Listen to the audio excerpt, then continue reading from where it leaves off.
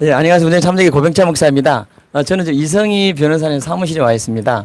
우리 그때 19명 그 가처분에 대한 판결에 대해서 우리가 항고를 하고 있잖아요. 그리고 1차 연기되고 2차 연기됐는데 우리 경기도는 1차도 살아있고 2차도 다 살아 있어요. 우리 이비 변호사님이 아주 잘해주고 계시고 서울은 벌써 기각 바로 났는데 즉시 항고는 바로 나잖아요. 우리 경기도는 아직까지 아주 시간이 오래 지났는데도 우리가 지금 지금 10며칠 지났잖아요. 네. 아직까지 이렇게 하나도 거기에 판결이 난 게 없어요. 그만큼 법정이 고민을 지금 많이 하고 있다는 것입니다. 그만큼 변호를 좀 잘 해주셨고, 너무 감사드리고요. 오늘은 함께 하시기 위해서 우리 부산 기독교총연합 회장님, 또 17개 광역 226개 시군구 연합의 우리 운영위원장 대표 되시는 우리 임영호 목사님 오셨고요.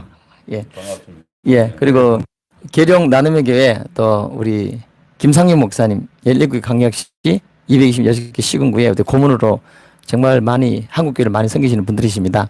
함께 했는데 인사 한번 우리 독자들 인사 한번 해주시죠. 예, 반갑습니다. 반갑습니다. 예. 건강하십시오. 네. 김상윤 목사님, 우리 임영웅 임영웅 목사님이십니다. 우리 이성희 변호사님은 브리핑 좀 또 궁금하시죠? 브리핑 한번 들어봐도 좋겠습니다. 예. 네. 이런 많은 분들이 궁금해하신 것처럼 지난 토요일 날 정부가 전격적으로 19명에서 99명으로 허용한다고 하면서 대단히 이렇게 인심 쓰는 듯한 태도를 보였는데, 근데 그것이 사실은 이 고병천 목사님과 몇 분의 항고하는 그 과정에서 일어난 사건입니다. 잘 아다시피 1차 고시가 7월 20일부터 24일날 있었습니다. 여기서는 전면 비대면을 했죠. 그러니까 서울이나 경기 지역에 있는 목사님들이 이건 있을 수 없다. 대면 예배를. 신앙을 어떻게 비대면 예배를 허용했다는 게 예배를 금지한 거지. 이것이 어떻게 예배를 허용한 거냐. 이래가지고 소송을 했는데 7월 16일 날 잘 아다시피 19명만 허용을 했죠. 근데 이제 이거에 대해서 사실은 그때 기존에 이전에 서울의 심화부 목사님 같은 교회나 참정교회 이 목사님들은 기존에 과거에 이런 적이 있다고 해서 어떻게 됐습니까? 아예 되면 19명도 안 되는 걸로 해버리게 되니까 답답하신 거 아니에요. 그래서 당연히 이제 이거는 19명도 만족스러울 뿐만 아니라, 그리고 사실 이 19명 숫자도 최근에 경기도 재판하는 과정에 충격적인 얘기를 하더라고요. 제가 판사님도 그렇게 했거든요. 19명이라는 게 좀 이렇게 의학적, 과학적 무슨 실험 결과를 통해서 나온 줄 알았잖아요. 맨날 이런 발표를 하잖아요. 비말 거리가 뭐 1m고, 뭐 비말 거리가 0. 사이즈가 얼마고. 그래서 과학적으로 해서 한 19명 하면 안전하다. 이렇게 한 줄 알았거든요. 그것이 아니라 방송 인원을 자기들이 비대면 하다가 이렇게 한 거예요. 방송을 몇 명 할지 방송 장비하고 아나운서 몇 사람 서여 본 거예요. 그랬더니 9명이면 되겠다는 거예요. 말이 되잖아요. 9명이면 방송 장비 되죠. 근데 우리 고영생 목사님이 우리는 방송 요원도 23명이 돼야 된다. 이렇게 얘기한 거예요. 그랬더니 순간적으로 경기도에 있는 사람이 20 몇 명 하신 분도 있다는데요. 그랬더니 그 자리에서 바로 결정된 겁니다. 19명으로. 비과학적으로 결정돼요. 그게 19명에 대한 결정되는 그 스토리입니다. 이게 의학적인 스토리도 아니고 대면 예배의 숫자의 스토리가 아니에요. 방송 요원 숫자를 계산하는 과정에서 일어나는 것 뿐이에요. 그게 에피소드 하나 추가해드리면은요. 네. 이제 원래는 그들이 9명을 하려고 그랬었어요. 네. 중국이 9명을 하려고 그랬는데, 근데 우리 교회가 작년 8월 20일 날에 폐쇄를 당했잖아요. 폐쇄당하는 과정에서, 폐쇄당하기 전이에요. 보니까, 안 되겠네. 큰일 났네. 우리는 몇 명이냐. 인원을, 몇십 명이었는데 23명을 보고했어요. 네. 그러니까 우리 교회를 잡긴 잡아야 돼. 잡긴 잡아야 되는데 인원을 많이 줄 수 없잖아요. 예. 그래가지고 우리는 몇 명이다, 23명 그렇게 하니까 그래서 20명으로 자른 거야, 그때. 원래는 예. 9명을 하려고 그랬거든요. 그런데 그것도 고병찬 목사님 건이에요. 판사가 궁금해서 물어본 거예요. 이 숫자가 뭐 여기서 10명이든 20명이든 30명이든 이게 무슨, 판사 입장에서는 뭔가 질본에서 하고, 그러니까 뭔가 의학적, 과학적인 걸로 할 줄 알았던 거예요. 저도 깜짝 놀란 게, 2차 재판 과정에서 판사님이 물어보는 과정에서 그 얘기를 하는 거예요. 느닷없이 이 사람이 11명이 결정되는 게 그렇게 결정됐다. 예. 그래서 제가 그 말 뒤따라서 판사님 한번 보십시오. 이게 19명 결정하는 게 무슨 고스톱 치다가 룰을 바꾼 것도 아니고 그 자리에서 이렇게 결정돼 버렸습니다. 문제는 비대면 인원의 숫자는 그렇다 치더라도 중요한 거는 대면 예배의 숫자가 왜 그렇게 결정이 돼야 됩니까? 그렇지 않아요? 그렇죠. 비대면 예배 그렇다고 대면 예배의 11명이 왜 그렇게 결정돼야 됩니까? 무서운 일입니다. 무서운 일이다. 그래서 이게 엉터리다 해갖고요. 어쨌든 당연히 그 참정교회나 은평제일교 심화 목사님 기존에 뭐 광화문 집회 참여한 전력이 있다든가 뭐 이런 걸 때문에 아예 안 되는 걸 된 거예요. 당연히 불복할 수밖에 없죠. 그리고 여기서 멈추면 이걸 오케이 하는 거 아니겠습니까? 그래서 목사님은 이건 있을 수 없다. 명분적으로 이 세 개 교회는 말도 안 되게 한 명도 안 되게 해주는 거 어떻게 당연히 그래서 불복을 할 줄 알았는데 안 한다고 해서 이제 문제가 일어난 것 같아요. 그래서 목사님이 중심이 되고 또 심화 목사님 두 분이 주축이 돼서 저보고 저는 그래서 당연히 해줄 줄 알았는데 안 해준다고 하니까 제가 이제 불가피하게 그러면 제가라도 한번 해드릴게요. 라고 시작된 게 이 사건의 시작이 발단이었는데 그렇게 하고 나서 이걸 항고를 안 하게 되니까 이 다음 문제에서 또 이 사건이 일어납니다. 먼저 이제 제가 이 진행됐던 사건이 항고를 했는데, 물론 그때 했을 때는 이 24일이 지나니까 항고할 시간이 없으니까, 항고 재판 넘어가는데도 시간이 있으니까. 그런데 문제는 경기도 사건은 지금 현재 항고 사건은 1차 고시에 대한 이 항고 사건도 지금 계속 진행 중입니다. 다 살아 있습니다. 이 서울은 언제 했냐? 8월 5일 날 했습니다. 지난 금요일 날 기일을 잡았어요. 이게 의미가 없으면 신문을 1시간 했습니다. 이게 1시간을 왜 하겠냐? 신중하게 들은 거예요. 물론 그쪽에서는 이 기간이 도과됐기 때문에 이게 효력이 상실됐기 때문에 새로운 곳이다라고 하길래 저는 그랬어요. 원래 비대면 처분이 계속 이어져 가는 거 아니냐. 숫자가 몇 명 늘었다고 갑자기 고시가 바뀌냐. 이건 아닙니다. 그리고 또 3차 고시 또 바꾸지 않겠습니까? 지금 벌써 바꿨죠. 4차 고시 또 할 거 아닙니까? 그래서 고등법원에서 이런 어떤 기준을 좀 마련해 달라. 이게 항고가 어때든 변경됐다고 볼 수 있는지도 하나 마련해 주고, 그 다음에 이런 숫자들의 문제점에 대해서도 한번 제가 말씀드렸더니 충분히 들으시더라고요. 그래서 그게 금요일 날 재판을 했는데, 금요일 날 재판하고 아침에 했어요. 그러면 보통 그날 기각하잖아요. 금요일 안 하셨잖아요. 지금 오후 몇 시예요, 지금? 5시잖아요. 토, 일, 월. 지금 안 하고 있잖아요. 왜냐? 고민할 수밖에 없는 거예요. 왜냐면 판사님도 그 얘기는 했어요. 왜 교회가 사회가 어려우면 이렇게, 조금 사회 어려움에 같이 동참해 줘야 되는 거 아닙니까? 그래서 제가 맞습니다. 근데 이 교회들은 그런 걸 너무 잘하는 교회들입니다. 특히나. 방역 잘하죠. 방역을 철저히 하는 거예요. 그러면서 은평제일 같은 경우는 220명 예배를 들어도 집행정지를 받았지 않습니까? 단 한 건이 없고요. 그 다음 제일 중요한 게 역학이 한다고 해서 종교의 자유나 이런 걸 제가 얘기하고 싶은 게 아니고, 왜냐하면 집행정지 사건은 그렇게 길게 재판을 못 해요. 이게 개인의 이익과 국가의 이익, 공익 중에서 이걸 비교행랑해서 이거 할 건가 안 할 건가 이것만 딱 따지는 거예요. 개인 이익은 예배를 못 드리니까 정말 이게 심각하고 긴급한 거 둘 다 인정돼요. 그럼 공익에 피해가 있냐? 이게 뭐냐면 이걸 안 하면 코로나 확산이 엄청나게 위험하냐? 그 문제잖아요. 근데 220명이 들어도 이 교회는 한 번도 발생하지 않았고요. 그거 떠나서 올해 6월 1일 날 역학조사에서도 한 번도 없다라고 질본청이 그랬습니다. 그럼 질본청이 역학대로 해줘야죠. 라고 하는 논리를 폈어요. 그랬더니 지금 이 항구 사건, 수원 사건도 1차 고시도 살아있고, 예, 서울권도 8월 5일에서 지금 판결을 기다리고 있는 상황입니다.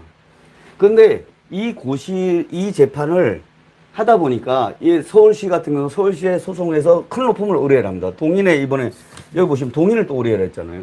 경기도 또 의뢰를 하지 않습니까? 그러면 이 사람들 그냥 하는 게 질병관리본부에 다 보고를 하고 리포트를 받아요. 저희 서면을. 그래 여기가 괴로운 거예요. 그래서 여기서 괴로우니까 갑자기 지금 아시다시피 2차 고시에 대해서도 8월 3일 날 다 기각되고 성명서 발표했지 않습니까? 그러고 났는데 갑자기 99명 바꾼 것도 그런 우리 목사님들의 노력에 의해서 된 겁니다. 이게 불합리하다는 부분을 지적했던 것이고요. 그래서 1차 고시했던 것이 저희가 불합리하다는 것을 계속 주장을 해야 된다는 것이 지금까지 살아있지 않습니까? 이 살아있다는 게 이 사건에 의미가 있다는 거예요. 살아있기 때문에 서울 고등법원에서는 1차 고시에서도 길도 잡아주잖아요.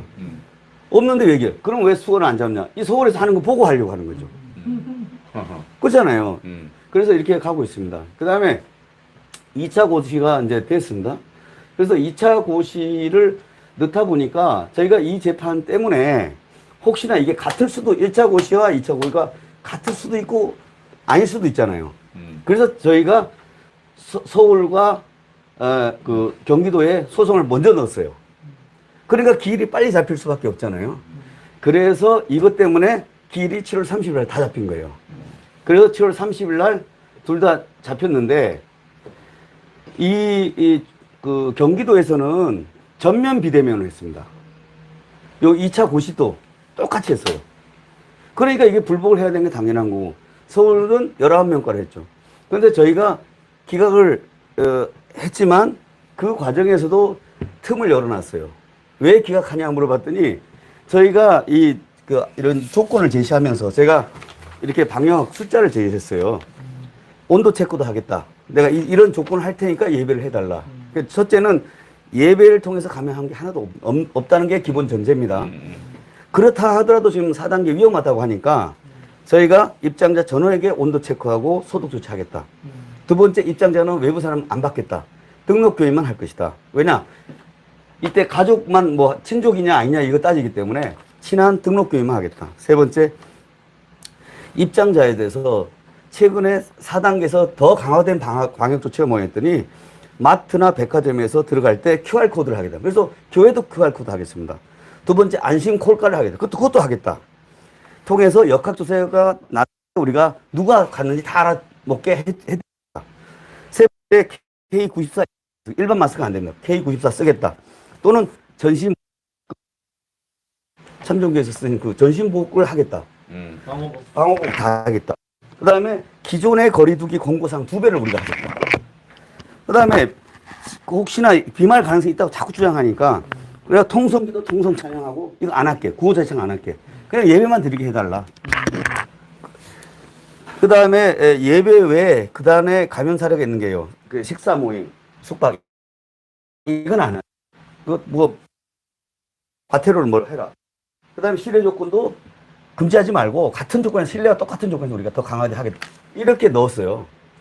그랬더니 이거에 대해서 판결이 뭐라고 썼냐면 제가 숫자나 이걸 제한을 안 했다는 거예요. 자기들이 임의로 숫자를 정하기 어렵다는 거예요. 그래서 제가 사실은 50명을 했다가 여기 99명 하니까 제가 오늘 다시 꽂혔습니다. 20% 범위로 늘렸습니다. 20% 범위로. 이게 왜 그러면 20% 왜 제 혼자 그냥 엿장수 마음대로 한 것이 아니라 4단계에서 지금 부산에서 20%를 한다고 하니까 그 광역 시도잖아요. 거기 하는데 그 기준대로 해주라. 뭐 거기는 편히 봐주고 여기는 뭐 미워서 그러냐.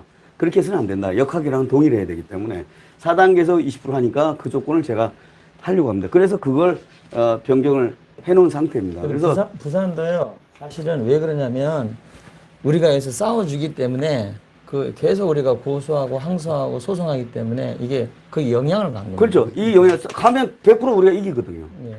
그 다음에 나아가서 제가 그랬어요. 이 우리 목사님하고 몇 개 교회가 중립이 돼서 왜 여기 싸우면 사실 서울시, 경기도 여기가 대상자가 아니에요. 소송은 지금 여기랑 싸우고 있지만 각 뭐 부산시청, 경기도 뭐 이렇게 싸우는 게 아니라 원래는 질병관리청에서 2월 1일자로 역학조사 결과가 나왔잖아요. 최초로.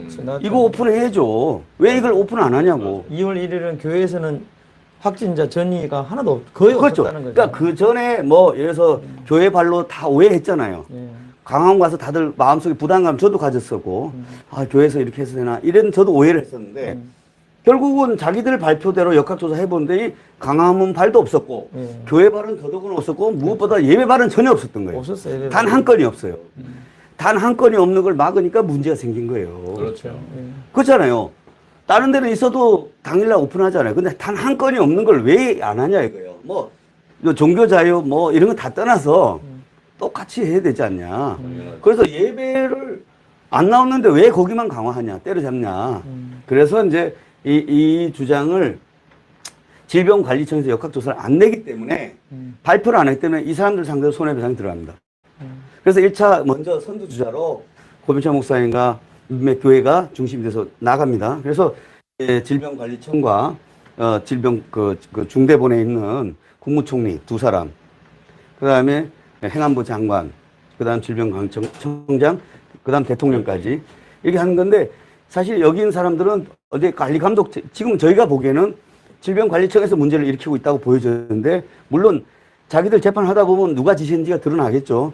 그렇지만 일단 추정적으로는 여기서부터 스타트돼서 여기에 관리감독을 잘못했기 때문에 책임을 지라는 거예요. 특히나 저희가 정세균 총리도 개인적으로 넣었어요. 왜냐하면 정세균 총리께서 8.25 집회를 교회 발의하고 엄청나게 비방을 했잖아요. 그래서 1년 지나서 본인이 사과했어요. 이게 야 미안하다고 사과해서 지나갈 일이냐고요. 그러면 참고로 부탁드리면 왜 정세균 씨냐면요. 정세균 총리가 우리 교회 문 닫겠거든요. 저희 교회는요, 잘 알다시피 확진자 한 명도 안 나왔었고, 그리고 방역법 어긴게 하나도 없어요. 네. 하나도 없고, 우린 철저하게 지키면서 했거든요. 네. 그리고 또 뭐가 문제냐면은, 그 당시는 1단계도 아니에요. 지금 4단계인데, 콘서트장에, 실내 콘서트장 몇 명이나 인원이? 5,000명이잖아요. 네네. 그러니까. 5,000명인데, 그리고 지금 이게 감염 예방법에 보면은, 이게 의사는 환자를 네. 가까이 접촉해도 이상 없다고 이렇게 나와요. 그러면 교회는 몇 미터씩 떨어져 있잖아요. 그죠? 뭐 3m, 4m, 심지어 5m 떨어져 있어요. 아무데도 그때는 지금 4단계인데도 5,000명 실내 콘서트 하는데 네. 지하철, 백화점 이런 데 아무것도 없잖아요. 네. 근데 교회는 그때 우리 교회는 1단계도 아니었었어요. 그러니까 이게 그때 제일 큰 피해자예요. 그래서 자 작년 8.15 집회 때 이거는 역학이 나오기 전이니까 오해할 수는 있다고 봐요. 그러면 그 전에 했던 전과자로 만든 사람들한테는 다 사과해야죠. 그렇죠. 이거 없던 걸로 다시 번복을 해줘야 되는데 번복을 안 해주고 지금 여기서 뭐라 하면 여기는 기존에 전력 있는 사람들은 전부 다 비대면 한다는 게 잘못됐다는 거예요. 그 비대면 하게 만든 책임이 누구한테 있어요? 바로 질병관리청의 국무총리. 당연하죠. 그래서 이 사람들 상대로 또 한 가지 더 하면요. 우리 지금 파주시 공무원들을 제가 만났어요. 네. 우리 교회는 해당 안 된대. 네. 그나마 19명이 모인 것도 해당 안 된대요. 우리 교회가 어떻게 된지 아냐? 이만저만 해가지고 너네들이 문 닫게 한 거 아니냐? 네. 우리는 하나도 잘못한 게 없는데 네. 그냥 민원 들어왔다고 민원도 네. 그 우리 교회를 타겟으로 해가지고 네. 끊임없이 이 자익들이 넘겨가지고 네. 그걸 토대로 교회 문을 잠근 데가 어디 있냐? 음. 자 그런데 우리는 당신들 알지 않냐? 네. 그래서 한만 유구무원. 그렇죠. 그런데 네. 여기 좀 19명 이거 안 돼. 그 우리는 뭐예요? 그래서 우리가 소송하겠다 이겁니다. 그래서. 네. 예. 그래서 지금 이미 소송이 제기됐고요. 예. 이제 왜냐하면 이게 그 재판을 하다 보면 자료를 제출하게 돼 있어요. 그렇지. 자료를 받아야지 지금 자료를 안 내니까 다 눈 감고 싸우는 거랑 비슷하단 말이에요. 억울하다는 건 다 아는데 당연하죠. 왜 이럴까만 얘기하고 있는 거 자료를 내놔라. 그래서 법원에도 이런 여기서 재판 자료를 가지면 다시 이렇게 해야 되고요. 그래서 집행정지 이 사건을 계속 살려놓는 이유는 이 고시들이 계속 잘못된 거예요. 3차 바꾸면서 99명 한 것도 보세요. 19명도 그런 식으로 결정했어요. 그럼 99명은 또 어떻게 결정했냐? 이거 하루 사이에 또 결정한 그래 거잖아요. 말이죠. 뭐 실험했겠어요? 그냥 야 100명 정도 해주자. 아니 교회 예배를 그냥 우리 엿장수 그냥 엿잘라주세요. 던져주시 이렇게 해서는 안 된다는 거예요. 저도 요 제한이 있어서는 안 될 것 같다는 생각이 들어요. 숫자 제한이. 맞습니다. 면적별로 안전한 걸로 따져야지. 맞습니다. 맞습니다. 예. 그거거든요. 그래서 공평하게. 그래서 이제 그 다음에 예배를 통해서 감염됨이 없다는 거, 안전하다는 거. 그래서 그 재판 집행정지를 사건은 바로 그 사건이에요. 그래서 그것을 제가 한 가지 더 함께, 우리 이성희 변호사의 말씀을 좀 추가해드리면 예배가 19명이 그 근거도 없고 처음에는 9명이었어요. 그다음에 11명 근거도 없고 이제 우리가 열심히 싸우니까 99명 근거가 그게 어디서 나온 거냐? 12,000명 예배당에 19명 우리가 계속 싸우니까 그러면 이번에 99명까지입니다. 12,000명인데도 그러니까 10% 1,000명은 100명 99명까지 되겠죠. 그럼 10,000명 50만 명 뭐 10,000명 모이는 교회는 어떻게 하겠어요? 무조건 99명. 이것도 논리가 안 맞아요. 우리가 원하는 게 뭐냐면 무조건 예배를 그냥 면적당 20%는 20%, 30%는 30%. 아니 백화점처럼 인원제를 하지 마라. 아니면 지하철처럼 하지 마라. 왜냐하면 우리가 교회가 자발적으로 방역 철저하게 잘하고 우리 교회처럼 방호복 입고 마스크 2개 끼라면 2개 끼겠다는 것입니다. 그죠? 예. 우리가 다 철저하게 하겠다는 열 처리 2번 하라면 열 체크 세 번도 2번, 3번 하고, 예. 하겠다. 4번도 하겠다. 마스크 2개 끼라면 2개 끼겠다. 방호복 지하철에 방호복 입나요, 형님? 안 입잖아요. 객관이 안 입잖아요. 하겠다는 그 뜻을 지금 말씀드리고 이거를 법적으로 소송을 건다 이겁니다. 안 되면 그 말씀을 지금 하시는 것입니다. 그러니까 시국이 어렵다서 여기서 이 중에 일반 사람들 그렇게 생각할 수 있어요. 아, 이렇게 어려운데 좀 교회가 협조해서 아니 뭐 어때 비대면 해주면 어떠냐. 그 맞는 말씀 있어요. 그분들도 좋은 말씀인데 맞는 얘기예요. 그러나 이게 예배를 통해서 과학적으로 하잖아요. 그러니까 이 코로나를 잡기 위해서는 그냥 감으로 때려잡아서는 안 된다는 거예요. 그렇죠. 지금까지 했더니 한 번도 안 나왔으면 그거에 대한 부분을 이렇게 해서는 안 된다는 거예요. 그리고 이슈를 예배 잡는데 때려잡지 말고 그게 가장 기본이 과학적으로 해서 균을 잡아가야 되는데 그렇지. 엉뚱한 교회 잡는데 애를 쓰다가 더 퍼지고 있다는 거예요. 차라리 여기 있는 사람들 더 조심하고 기도하고 이렇게 해라. 그리고 이분들 설득해서 더 일반 사회활동을 더 하도록 목사님의 또 계몽을 하도록 오히려 더 협조를 그래야 되잖아요. 그러니까 여러분들이 국가 정책에 더 협조해서 거리두기 식당이라든가 이렇게 할 때 더 하셔야 되고 개인위생 철저히 하시고 이렇게 하도록 오히려 교회 예배를 통해서 도움을 받아서 그걸 가르치도록 이렇게 해두지 정부에서 행정명령 낸다고 사람 시킵니까? 아니, 변호사님 지금 1년 6개월 되는데 네. 사실 교회만큼 방역을 철저하게 한 데가 어디 있어? 1년 그렇죠. 6개월입니다. 네. 밥 안 먹었죠? 속으로 말하죠? 성가대 안 하죠? 네. 정부가 방침하는 대로 우리는 다 부산 했잖아요. 임영호 목사님 다 말씀이십니다. 했는데도 불구하고 지금까지 이렇게 교회를 타겟으로 한다면 말도 안 되고 그렇죠. 예.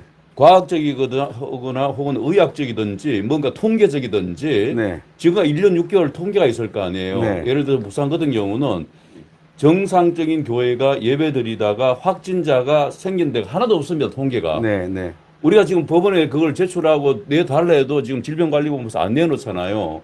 그러니까 그렇다면 오히려 교회는 어느 단체보다 철저하게 방역을 하는 단체 본이 되었으니 네. 그러면 교회는 자 철저하게 방역을 막 예배는 자율에 맡긴다. 네. 만약에 확진자가 생겼을 때는 철저하게 거기에 대해서 책임을 묻겠다. 책임을 전수조사하여서 네. 방역을 지키지 않고 발생된 거는 교회 발생으로 보고 철저하게 책임을 묻겠다. 네. 그래 하면 되지 않습니까? 그렇죠. 왜 그런데 교회만 아니, 되게 철저하게 책임도요. 그냥 묻는 게 아니라 다른 데까지 똑같이 네. 형평성 있게 해달라는 거예요. 그렇죠. 네. 저희 교회가 뭐 특별하게 해달라는 거 아닙니다. 오해하는데 형평성에 똑같이. 아니, 형평성 예. 있게 해달라는데 형평성이 지금 안 맞잖아요. 그렇죠. 지금 너무 안 맞아요. 1년 6개월 동안 지금 이렇게 교회가 예. 어려움을 당하고 있잖아요. 사실은 왜 교회가 확진자가 생기 없는 확진자 원산지라고 뭐 언론과 모든 질병관리부門거짓말합니다. 그건 분명히 우리가 법원을 통해서 분명히 나중에 책임충을 해야 될 것 같고요.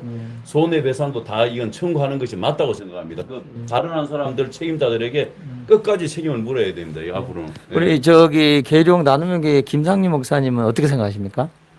지금 저는 이 부분을 좀 그 사회 인식의 변화가 좀 있어야 된다고 봅니다.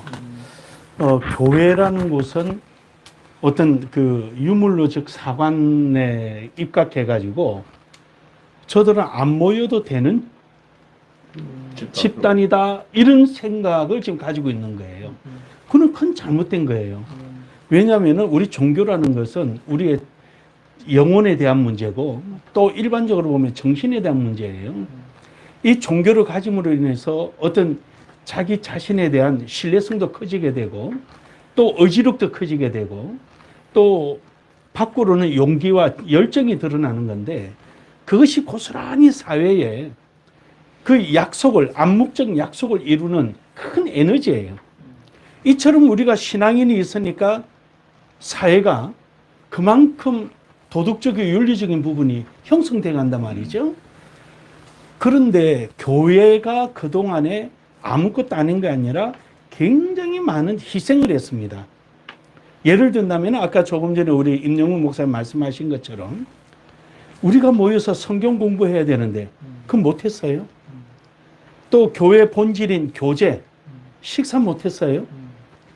그리고 우리 교회 안에서 많은 행사들이 있어요. 여름 성경학교, 그 다음에 수련회, 여러 가지 있는 거, 이거 전면 폐기했습니다. 이거로 인하여 우리 교회의 구성원들의 동력이 굉장히 떨어졌습니다. 우리는 엄청난 피해를 보고 있는 겁니다. 이건 자영업자가, 물론 자영업자들이 그 금전적인 손실을 봤다면은 우리에게는 본질적인 게 손실을 지금 보고 있는 겁니다. 여기에 대해서 우리는 지금까지 뭐 표현하거나 그러지는 않았어요. 다만 좋다. 그 손해보는 계속 손해볼게. 포기할 것 계속 포기하고 희생할 것 희생할게. 다만 우리 예배만 하겠다. 그 한 시간도 허락이 안 되는 거냐. 그것도 아까 우리 변호사님 말씀하신 대로 100% 200% 넘어서게 우리가 완벽하게 할게. 우리 그렇게 할게. 그럴 정도까지 우리는 준비하고 있는데 우리가 그런 관점에서 좀 교회를 바라봤으면 좋겠다라는 생각입니다. 맞습니다. 우리 지금까지요, 우리 계일용 나눔교회 김상림 목사님 말씀이십니다. 감사합니다. 또 우리 변호사님 말씀 계속 한번 들어보겠습니다. 네. 지금까지 이 다툰 것들이 이제 좀 효력을 발휘해서 지금 여러 가지 부분이 첫 번째 하나의 이게 투쟁을 하는 데 있어서 제일 첫 번째 은평제일교회 건이 큰 그래도 제가 이걸 하면서 기점이 많이 드러났는데 220명을 해도 안전하다는 그 확산의 위험성이 없다는 게 이게 큰 지지대가 됩니다. 이렇기 때문에 이것 때문에 사실은 다른 교회, 사랑제일교회, 사랑제일교회나 또 에스라 교회나 여러 교회들, 이 교회들한테 기준이 되고요. 그 다음에 저희가 이것을 하는 이유가 여기서 이것이 하나의 이 간단한 사건 같지만 여기서 한 건이 인용이 되면 여기서 기준에 따라서 다 바뀌잖아요. 네, 대한민국 전체가요. 예, 그래서 이제 이것을 해야 되고 아무리 교회에서 성명서를 발표한다고 해서 중대본에서 그냥 이렇게 기준을 정해버리면 따라가야 되는데 그것을 할 수 있는 이거밖에 없기 때문에 하나가 대목에서 이런 대면 예배다 비대면이다 이 갈등하는 부분도 사실은 질병관리청이 이쪽에서 잘못한 거 아니에요. 잘못해놓고 서로 갈등을 야기했단 말이에요. 이제는 사실은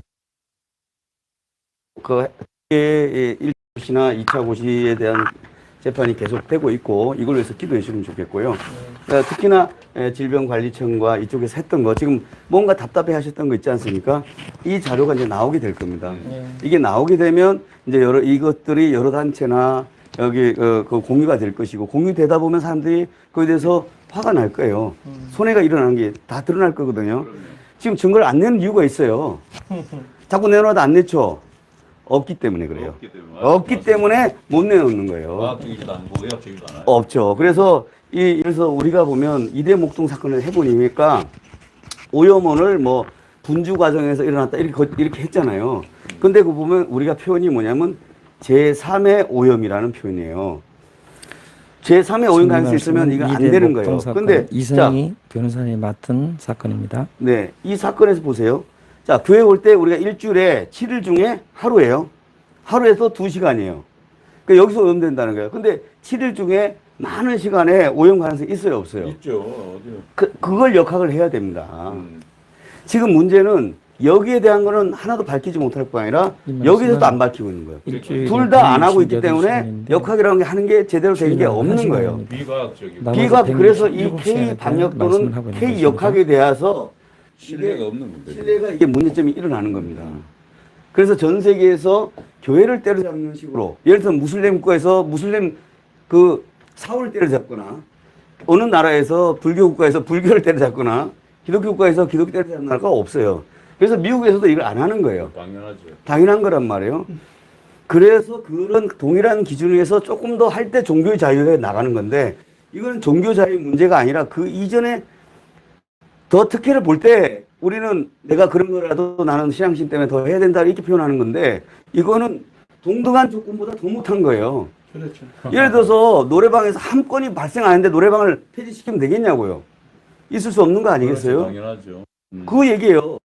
종교 자유 얘기할 게 아니라 동등한 기준을 먼저 해놓고 그럼에도 불구하고 택하는 거는 신앙의 양심 아니에요. 그래서 왜 사람들이 감옥을 택하잖아요. 그렇죠. 여호와의 증인이 어떻게 해요? 군대 안 하고 가잖아요. 그와 같이 뜻이 아니고 그렇죠. 동등하게 그리고 들어간 이 뜻입니다. 제3의 동등하게. 오염 가능성 이것이 있기 때문에 역학을 저희가 이걸 통해서 밝히게 됩니다. 그래서 밝히게 되면 한국의 많은 분들 또 많은 피해 보신 분들이 이 자료를 공유해 가면서 그걸 가지게 되면 다 아이디어가 떠올라요. 또 지역 단위마다 법조인들이 있고 또 지역 단위마다 전문가들이 의사들도 있고 그러니까 이것이 문제였다는 걸 알게 되면요.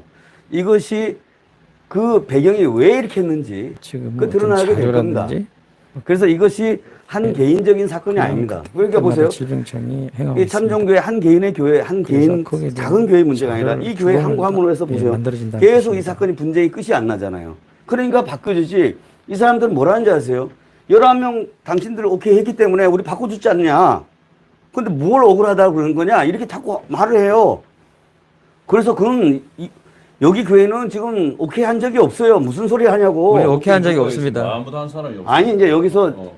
환영 성명을 발표하고 그러니까. 한글 안 한 그러니까. 교회를 얘기하는 거예요. 그런 교회도 있지만 해야지 당연하게. 그래서 여기 이 교회들은 끝까지 지금도 다 살아있는데 무슨 환영했습니까? 그 얘기 우리한테 하지 마라 그랬어요, 내가.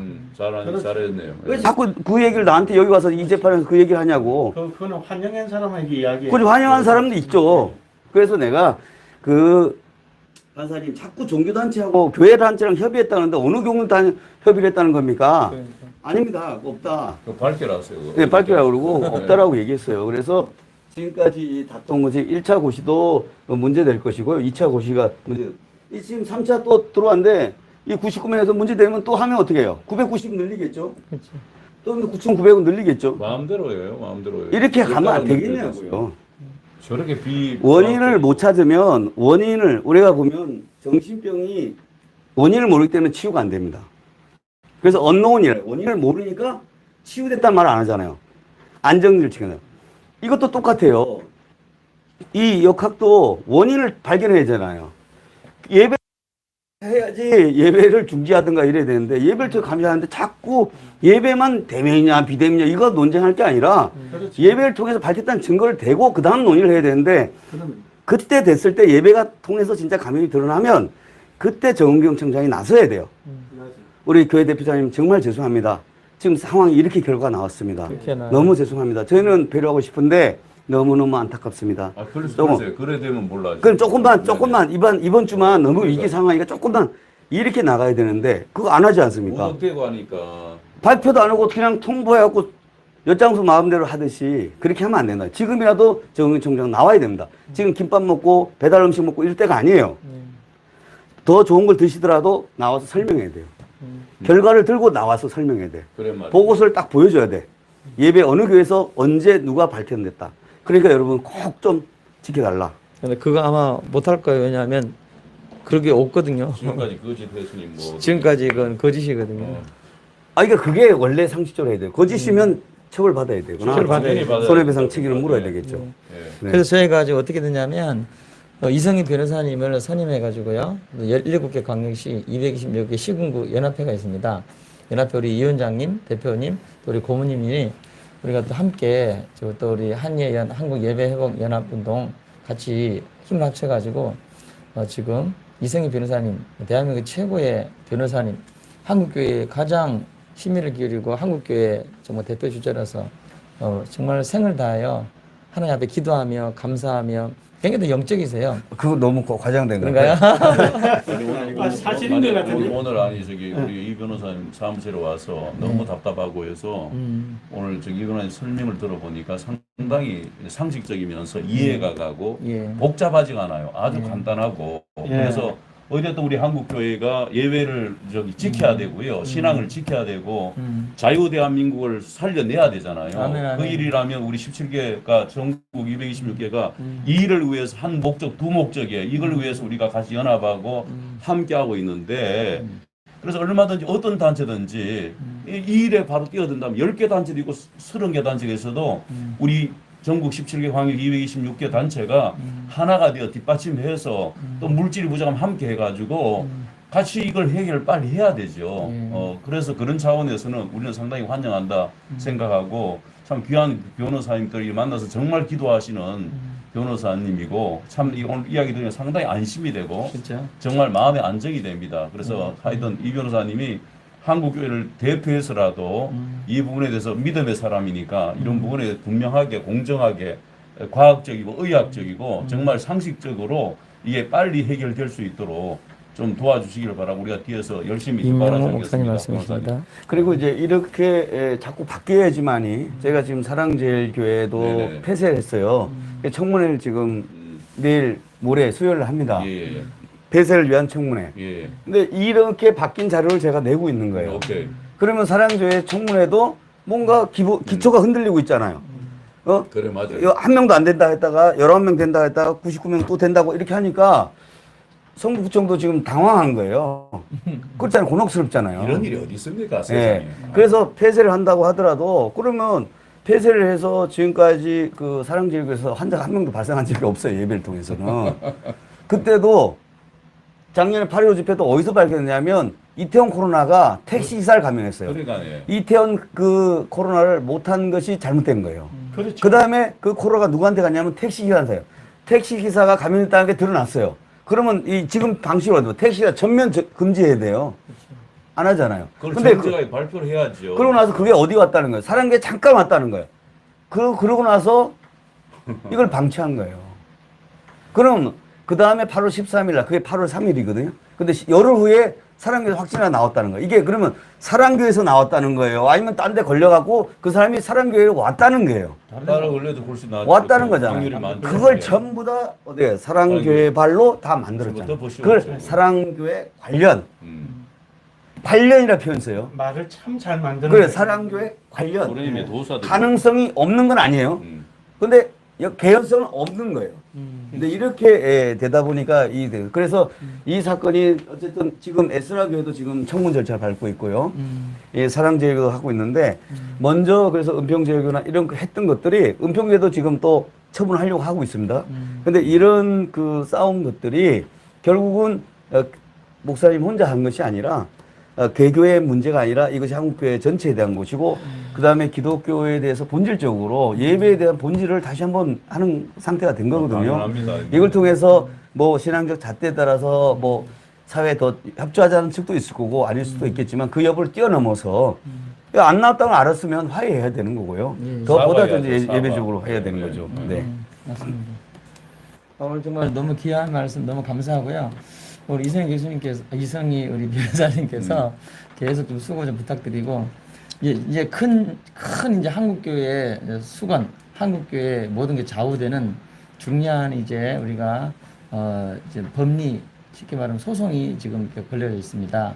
그게 뭐냐면 질병청을 상대로 질병청에서 나오잖아요. 질병청 네. 특혜 가지고 네. 정부에서는 이제 발표를 하고 또 정부 여당 그걸 가지고 또 정책을 정하고 또 우리 모든 여당 야당 마찬가지로 국민들도 마찬가지고 경찰 뭐 모든 우리나라 뭐 입법사회 행정부가 거기에 맞춰서 움직이는데 질병청에 뭐 특별한 자료도 내놓지 않고 그때그때마다 뭐 상황이 다 고무줄처럼 늘어났다 줄었다 해요. 이번에는 밖에서는 마스크도 벗어도 된다고 네. 그 말을 해요. 그 2m만 떨어지면. 예. 그러니까 지금까지 뭐예요? 지금까지 했던 것은 그리고 마스크를 다 동네 모든 사람 착용하고 있는데도 그리고 교회 다 착용하는데도 그 예배도 교회 한국교회가 멈춰주는데도 지금 2,000명이 넘단 말이죠. 이런 것을 보고 이제 정확한 근거 자료를 가지고 달라. 그래서 우리가 지금 우리 소송 중에 이성희 변호사님이 선임되셔서 아마 한국교회에 큰 저는 좀 믿습니다. 그냥 하나님이 세우셨고 우리 기도 많이 했어요. 그래서 하나님께서 또 이성희 변호사님 여러 가지로 이렇게 선한 모습도 이렇게 많이 봤잖아요. 좋은 일이 일어날 줄 믿습니다. 하나님 도와주실 거예요. 지금까지 목사님 열심히 해오고 많은 수고가 있었지만 질병관리본부에서 모든 것들을 지금 그 정부의 어떤 그 감독과 지도를 받아서 하잖아요. 개개 공무원이 이렇게 엉터리 정확한 어떤 통계 아닌 걸 가지고 마치 교회가 마치 코로나 원산지처럼 계속해서 언론에 퍼뜨리고 언론도 책임을 지게 해야 돼요. 앞으로 맞습니다. 계속 우리가 조사를 다 해가지고요. 개인 공무원이 공무원답게 공적으로 정직하게 바로 하지 않는 데는 우리가 나중에 법적으로 다 해서 책임을 물어야 됩니다. 물어가지고 다시는 다른 정권에서도 이런 공무원들이 확실한 근거 아니고 객관적인 것 없이 함부로 지도를 받아서 발표를 하거나 엉터리 하거나 또 그렇게 하지 않는 데에서 마치 그 확산 근거지로 만들어내 가지고 그 피해를 준 그 부분에 대해서 반드시 거짓에 대한 진실하지 않았던 부분에 대한 반드시 우리가 법적 책임을 물어서 해야 한국에 해야 된다고 생각합니다. 우리 17개 광역시가 힘을 모아서 앞으로 사후에도 우리가 모든 걸 조사하고 통계적으로 내어서 거짓 보고하고 거짓 발표한 언론이나 모든 것들 마찬가지입니다.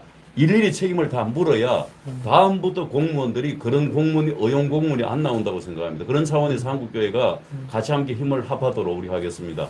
그 보시면 네. 이게 지금 질병 뭐 목사님 말씀하신 것처럼 직권남용이죠. 이게 자기들이 예를 들면 세월호 선장처럼 예. 이게 아니라는 걸 알았어요. 그러면 알려줬는데 자기가 숨어 있단 말이에요. 그거 법으로 심판. 네, 이게 바로 직권을 남용한 것이고요. 맞습니다. 이걸 빤히 알면서 교회 예배의 권리 행사를 방해를 한 거예요. 네네. 이게 그 많은 사건을 제가 해봤는데 이게 전형적인 직권남용 권리행사 방해죄 되는 겁니다. 네네네. 그 역학조사 결과 나왔으면 왜 은폐를 하냐고요. 맞습니다. 보고를 하고 그러면 예배를 통해서 없다 그러면 이것을 알려줘서 의견을 내야죠. 예배가 없으면 예배는 이런 방식으로 해서 안 됩니다. 라고 정의원 청장이 이게 나서야 되는데 알면서 안 했기 때문에 개인에 대해서 제가 책임을 묻는 것이고 이 나머지 사람들도 그러면 어느 정도 알았는지 저희는 지금 몰라요. 네네네. 담당 직ım을 맡은 관리 감독 의무밖에 없어요. 그렇지만 나중에 여기서 보면 대책회의 자료가 있을 거 아니에요.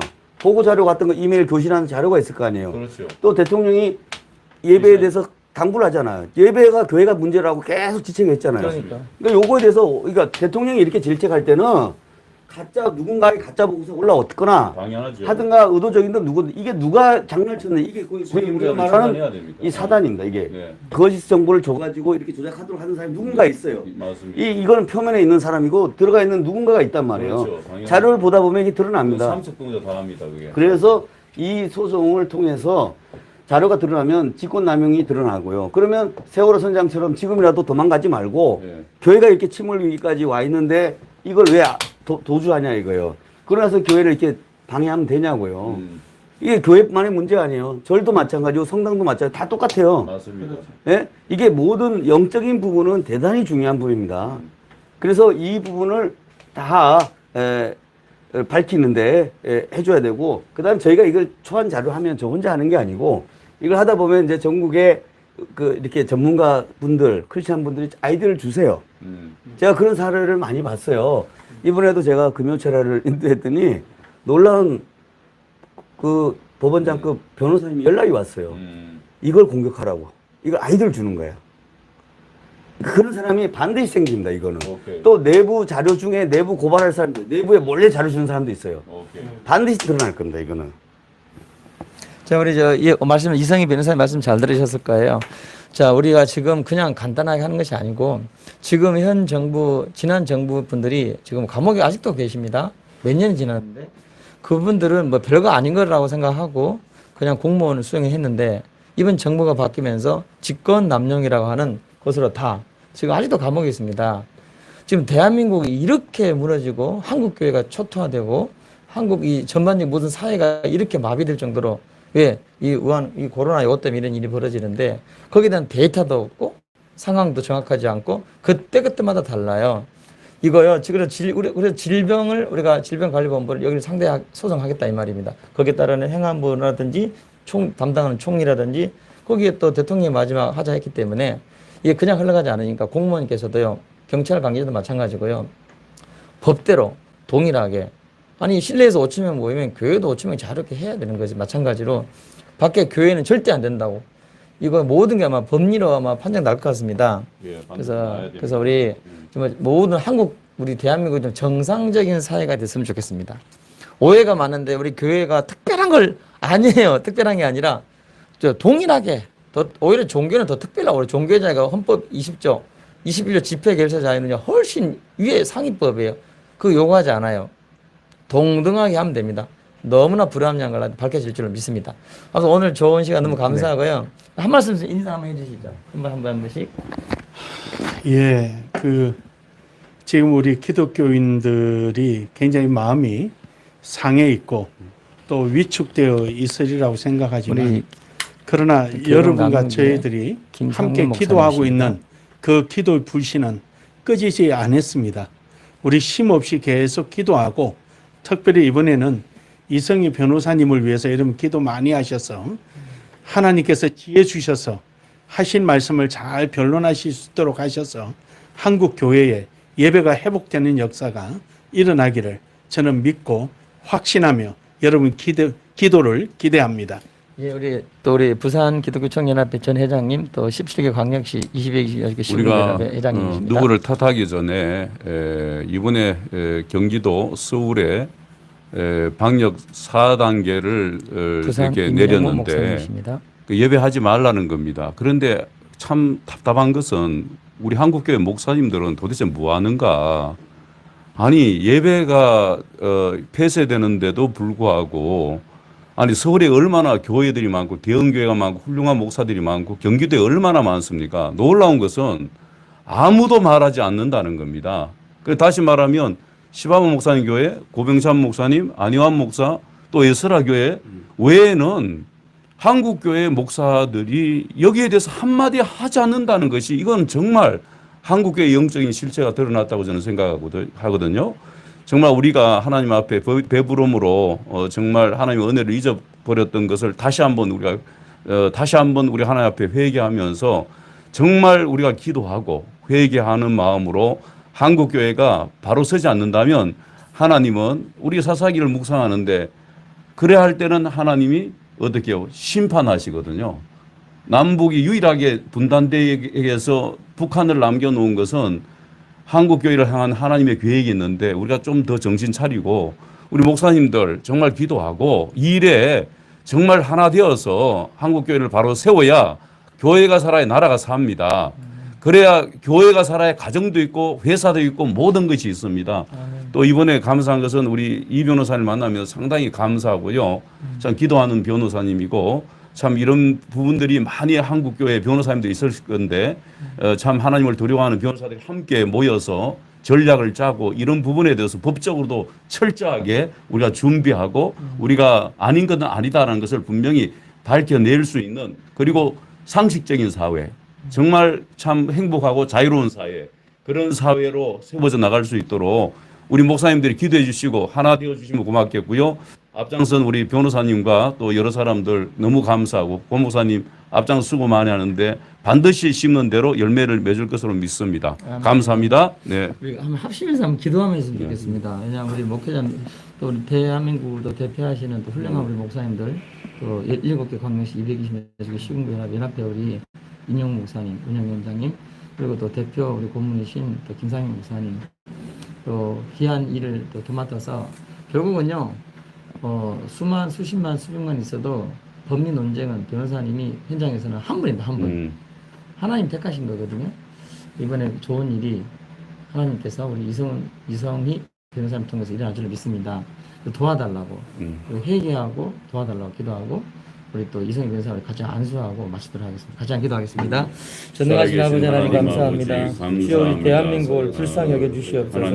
우리가 잘못했습니다. 하나님. 하나님 우리가 주님 우리를 위해서 십자가에 못 박히시고 독생자 되신 예수님 생명 되신 아들을 보내시고 우리를 죄에서 구원하시고 우리를 사단에게 노임받게 하시고 지옥에서 건져주셨는데 하나님 아버지 우리는 큰 사랑을 하나님 떠올리시기에 사도를 보편화돼 버리고 하나님 아버지 온전하지 못한 하나님 절대 신앙을 잃어버리고 보편화된 신앙으로 하나님 인간한 인본주의 신앙으로 우리가 살았습니다. 주여 우리 한국교회를 하나님 아버지께서 우리를 이렇게 하나님을 믿습니다.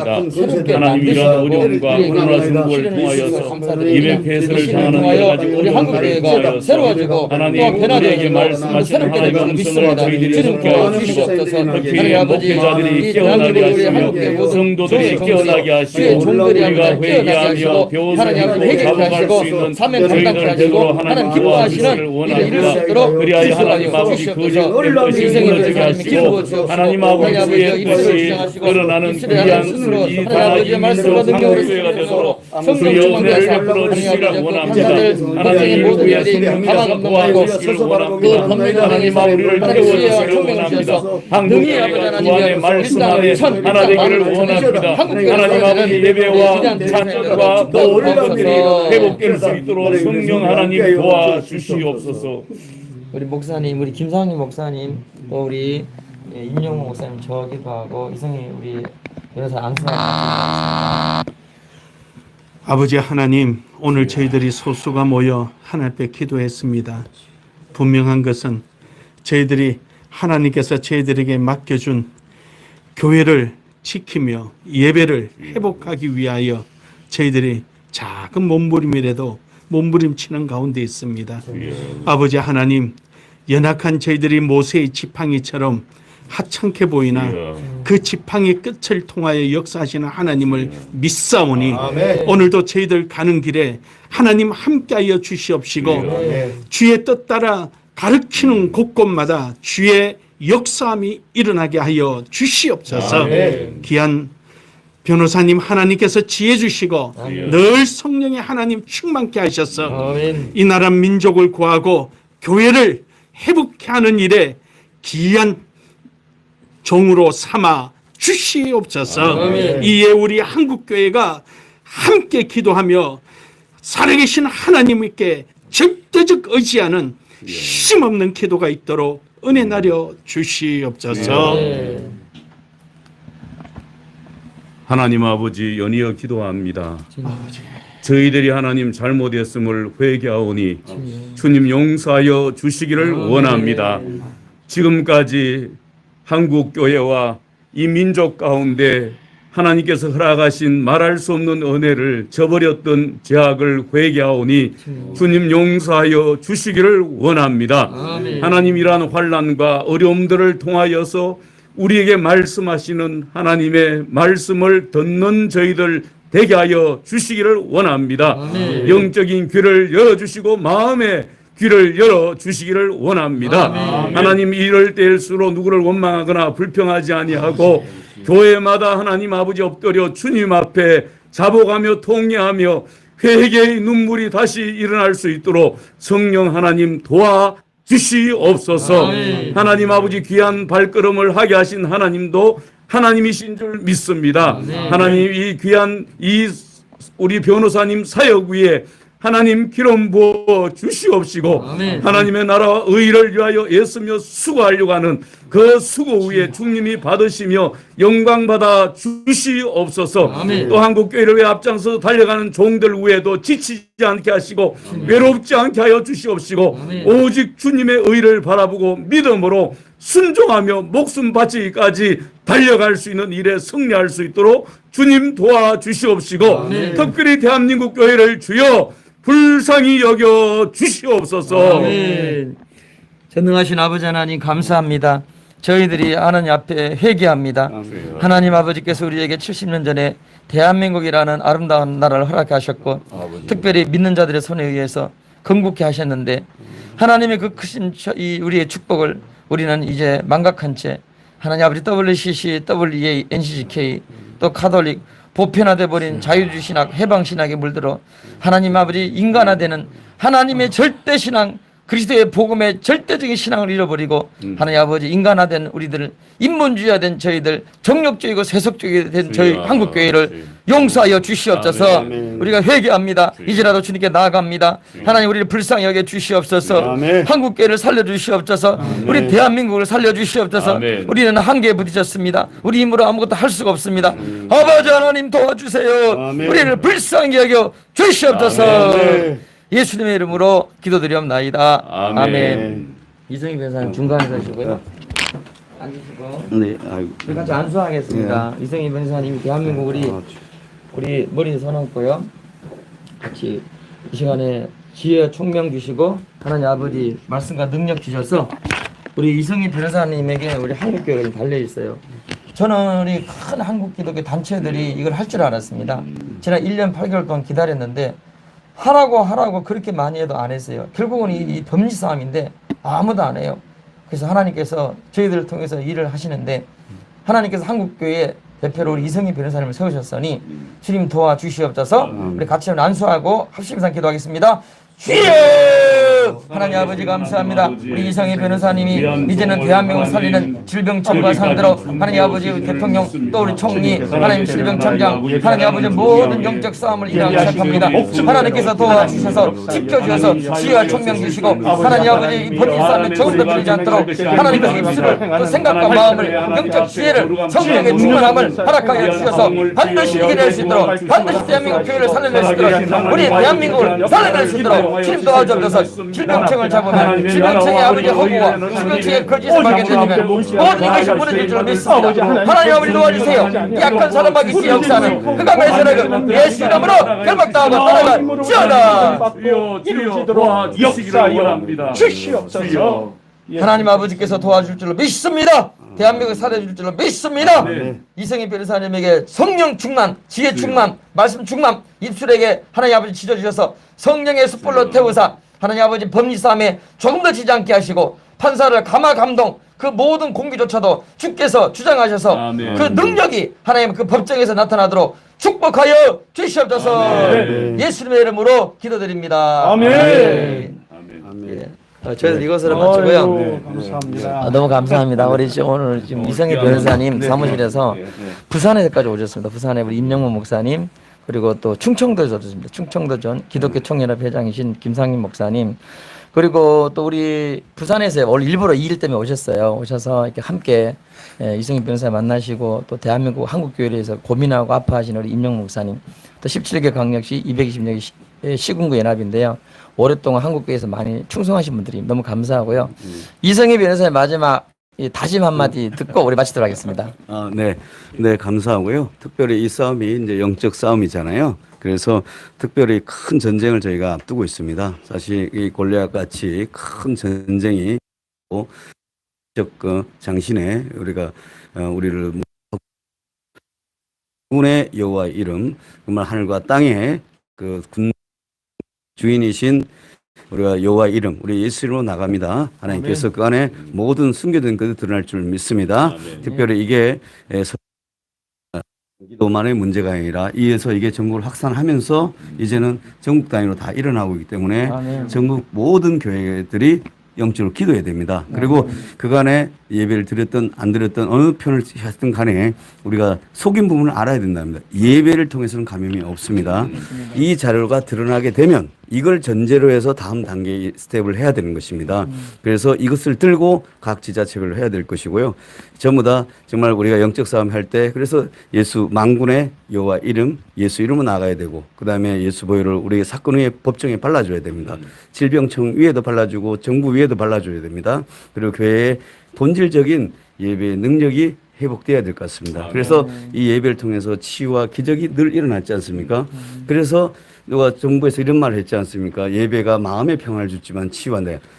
교회가 예배를 통해서 치유가 일어나는 것을 우리가 다시 한번 회복해서 그 말이 없어지도록 성령이 나타나도록 우리가 계속 기도해 주시면 감사하겠습니다. 예, 감사합니다. 이것으로 방송 마치고 또 다음에 또 하도록 하겠습니다. 감사합니다. 네. 감사합니다.